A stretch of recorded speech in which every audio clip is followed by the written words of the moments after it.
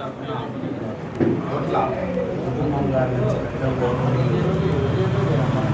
ప్రభాకర్ రెడ్డి అన్న ఇక్కడికి రావడం జరిగింది. ఆయన మండలంలో ఎవరు ఏ విధంగా పనిచేశారు అనే అన్ని విషయాలు ఆయన క్షుణ్ణంగా తెలుసు. అట్లాగే మిత్రులు శ్రీనివాసు గారికి, అంతిరెడ్డి గారికి, మరి రాజా గారికి, మిగతా అంతా బాగా పనిచేసిన సమాజ నాయకులందరికీ నమస్కారం. నిన్ననే చంద్రబాబు నాయుడు గారితో ఒక గంట సేపు టెలికాన్ఫరెన్స్ జరిగింది. మన జాతకాలు అంటే మనం పనిచేసిన తీరంతా 4 రకాల టీంలన్నీ ప్రతి ఒక్కటి ఆయన దగ్గర కూడా చేరినాయి. అదే కాఫీ ఎమ్మెల్యే గారి దగ్గర కూడా ఉండడం జరుగుతూ ఉంది. కాబట్టి కష్టపడిన వాళ్ళకి అందరికీ న్యాయం చేయాలనేది తెలుగుదేశం పార్టీ చంద్రబాబు నాయుడు గారి ఉద్దేశం. నిన్న టెలికాన్ఫరెన్స్లో జరిగిన విషయం చాలామంది కూడా కాన్ఫరెన్స్లోకి వచ్చినప్పుడు కూడా వినింటారు. అంటే ఈ విషయాలని మన పేపర్ కూడా చూసాం. మరి ఇక్కడ జరుగుతున్నది ఏంటంటే మనం ఫస్ట్ పాయింట్ ఆయన చెప్పినది, ఎవరన్నా కానీ వైసీపీ నాయకులు వచ్చి మన నాయకుడు కానీ ఎవరన్నా కానీ వచ్చి పెద్ద ఆయన కండువాలు లేకపోతే వేసి సోషల్ మీడియాలో పెడితే వెంటనే ఖండించండి అని చెప్తా ఉన్నాం. అది చూసి పక్కన పనిచేసిన ఆ ఇంట్లో పక్కింటి నాయకుడే మనకు అమ్మనాభూతులు తిరుగుతూ ఉన్నాడు. అయా వీడు వైసీపీకి డబ్బులు వచ్చి ఈరోజు పోయి మరి మినిస్టర్కో ఎమ్మెల్యేకో దండలేస్తే సిగ్గుండలా మాకు ఎందుకు పనిచేయాలా ఈ పార్టీలో అనుకుంటా ఉన్నాం. తర్వాత ఇక్కడ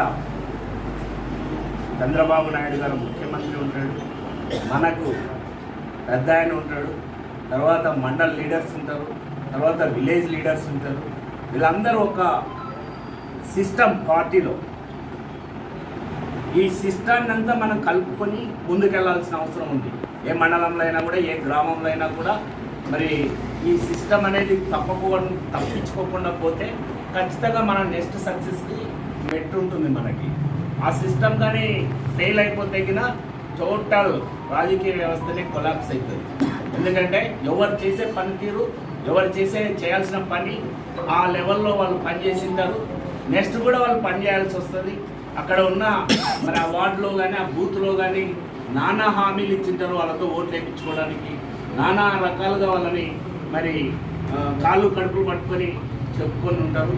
పార్టీ వచ్చింది ఈరోజు హాస్టల్ సీట్లు ఇచ్చుకోలేకుంటున్నాం. హాస్టల్ సీట్స్ ఈరోజు మేము పారిపోతున్నాం సీట్లో కూర్చోలేకుండా. ఎందుకంటే మన ప్రభుత్వం కంటే ముందే హాస్టల్ సీట్స్ అన్ని ఫిలప్ అయిపోయినాయి. ఏం చేయలేని పరిస్థితుల్లో మన విలేజర్ నాయకులు ఫోన్లు చేస్తూ ఉంటే వాళ్ళకి మా పాపకి ఇవ్వండి మాకని దాని మీద మనం దృష్టి పెట్టాల్సిన అవసరం ఉంది. నేను సోషల్ వెల్ఫేర్ మినిస్టర్, మన పక్క జిల్లానే మన బీసీ వెల్ఫేర్ మినిస్టర్, ఆమెతో మాట్లాడడం జరిగింది. ఆమె నాయన 5% గ్యారెంటీగా రాటిఫికేషన్ చేస్తున్నాం, పెద్ద ఆయన లెటర్ పెట్టండి, ముఖ్యమైనటువంటి ఖచ్చితంగా నేను ఇస్తాను అని చెప్పడం జరుగుతూ ఉంది. ఇట్లా మనకు ఒక్కొక్క సమస్యలు పెరుగుతూ ఉన్నాయి. మనం ఈరోజు 161 మంది గెలిచినట్లు ఒకసారి దెబ్బలు నడుచుకుంటున్నాం. అది మీకు అందరికీ కృతజ్ఞతలు తెలుపుతున్నాం.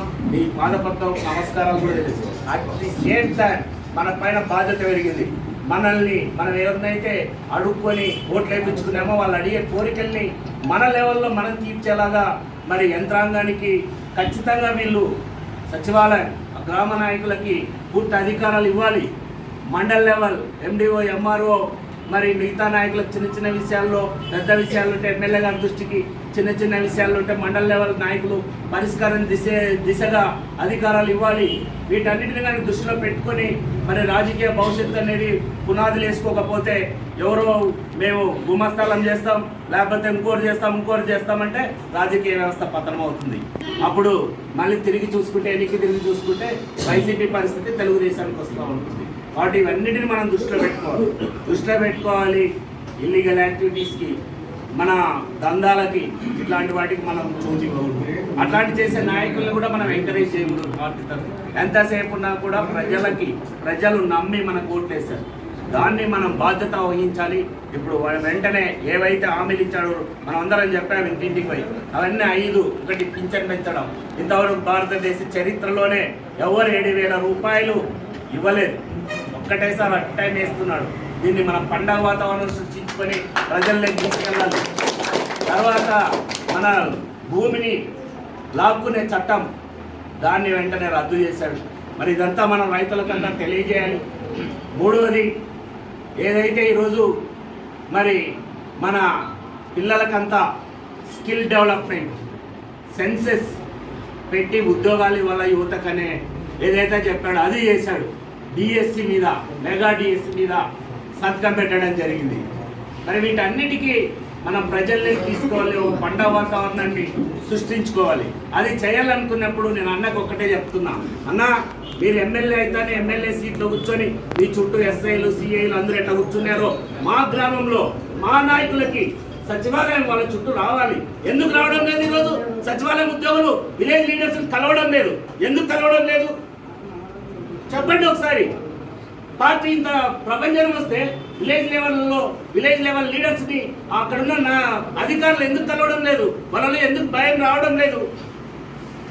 ఇవన్నీ మనం ఆలోచన చేసుకోవాల్సిన విషయాలు. ఇవన్నిటిని కానీ సెట్ చేసుకోకపోతే మన చుట్టూ ఎట్లా తిరుగుతున్నారో వాళ్ళ చుట్టూ అట్లా తిరగాలి.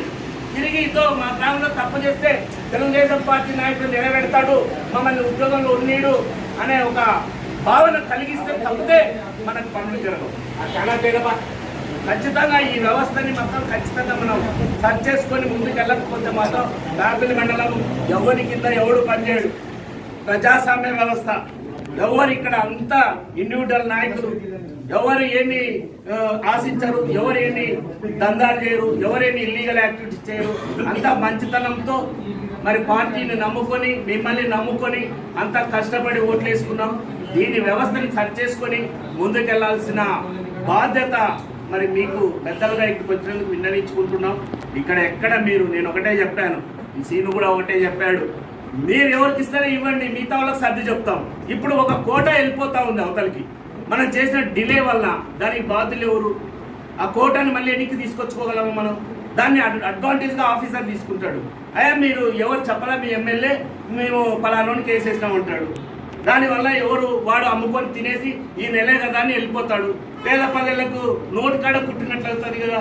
ఆ డీలర్ వాడు ఎందుకు వేస్తాడు? వాడు నేను వెళ్ళిపోతాను ఈ నెల వేసుకొని అని యాదో అమ్ముకొని తగ్గిపోతాడు వాడు ప్యాకెట్లోనే.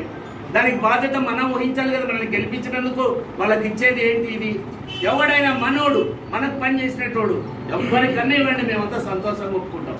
దీంట్లో ఏ మాత్రం బేస్టాలు లేవు. ఇంకొకరికి ఇంకోటి చెప్పుకుంటాం, ఇంకోటి చెప్పుకుంటాం. నాయన మీరు ఇది చేసుకోండి, మీరు ఇది చేసుకోండి, మీరు ఇది చేసుకోండి. కానీ అవతలోడు తినిపోతుంటే మాత్రం మా కడుపులో బగ్గని మండుతాయి. ఈరోజు మరి ఈరోజు ఈ డీలర్షిప్ వలన అవతలోడు వేసుకుంటుంటే మా వాళ్ళంతా నోటు వేసుకొని చూస్తుంటే ఎంత అన్యాయం అనిపిస్తుంది. అదే మరుసటి రోజే వైసీపీ వాళ్ళు తన్ని గుంజుకున్నారు మా డీలర్షిప్. ఇది వ్యవస్థను సరి చేసుకోవాల్సిన అవసరం ఉంది. మీరు ఇప్పుడే ఎంఆర్ఓ ఆఫీస్కి వస్తే మీరు నిలబడితే ఎంఆర్ఓ గారికి చెప్పి